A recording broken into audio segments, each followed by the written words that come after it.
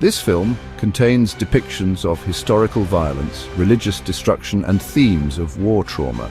While based in ancient history, the emotional content may resonate deeply with those impacted by cultural erasure or spiritual abuse. This video is dedicated to the erased, to those lost in history.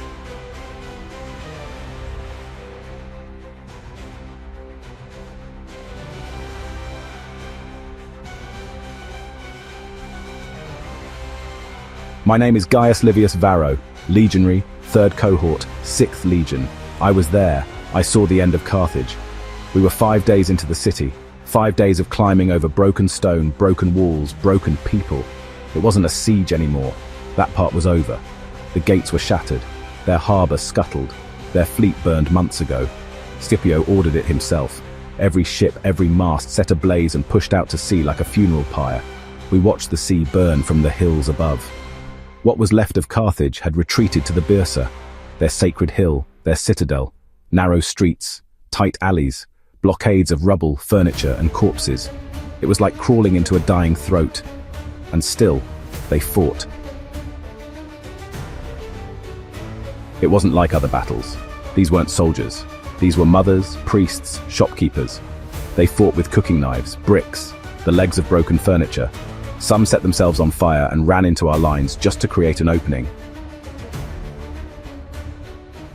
That's how cornered they were. It's one thing to kill a man with a sword. It's another to see a starving girl grab a dead soldier's spear and charge you, screaming her dead brother's name.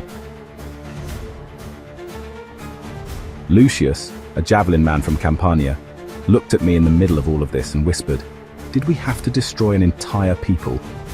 I didn't answer. Not because I didn't know what to say, but because I did. Rome called it justice.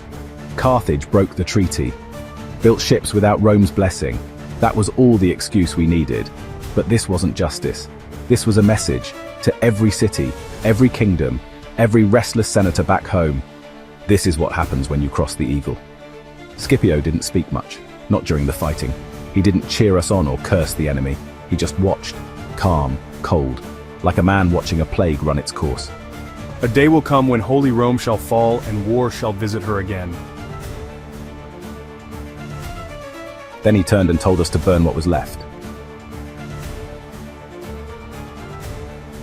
My hands stank of oil and ash, my hair matted to my scalp. I hadn't eaten in a day. We stole bread from the homes we cleared, hard, bitter, ash-covered. The smoke didn't just sting the eyes, it settled in your lungs like grief. There's no line between holy and profane when you're gutting a man in what used to be a bakery. We passed what might have been a school. Its walls were blackened. There were Punic letters still carved on the doorframe. I saw a doll, scorched at the edges, lying in the rubble like an orphan waiting for a mother who'd never come back. We burned their libraries. We burned their gods. We looted their silver and tore the gold from temple ceilings. But the worst thing we did, we broke their names. We stopped saying them, made jokes of their words, mocked their chants. We were ordered to destroy not just their army, but their memory. Salt was poured into their fields, a curse in soil. Scipio wanted no survivors who could rebuild. And in the end, only about 50,000 were taken as slaves, out of over 500,000. The rest, gone. The last stronghold we took was the Temple of Eshmun. They say over 1,000 civilians burned themselves alive inside rather than be enslaved. We watched the smoke rise, and no one spoke. A boy, maybe 10, 11, came out of the rubble, holding a half-charred idol.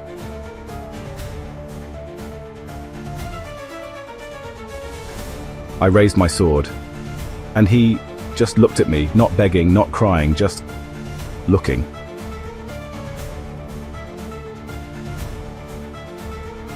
I let him pass.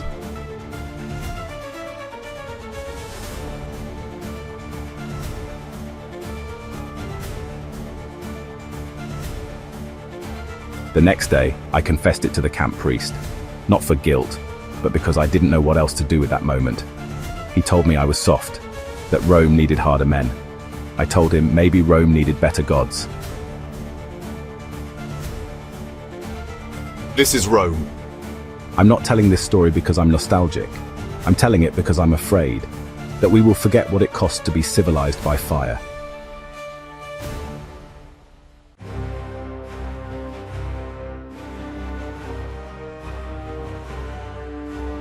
It's been years since that day. I still wear the scars. I still carry the commendation scroll they gave us when we returned to the forum. But I haven't marched under the eagle since. I tend olive trees now, near Prenest. I talk little, drink less. Some nights I hear the screams again. Some days I smell the soot.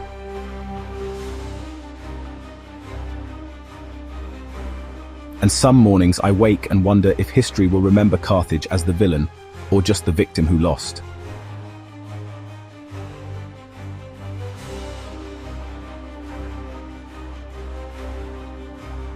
We say Rome is eternal, but so did Carthage once. Their alphabet, naval technology, lost to future generations. And so might the next city we burn. If we cannot remember what we destroy, then someday we will destroy ourselves, and no one will be left to write it down.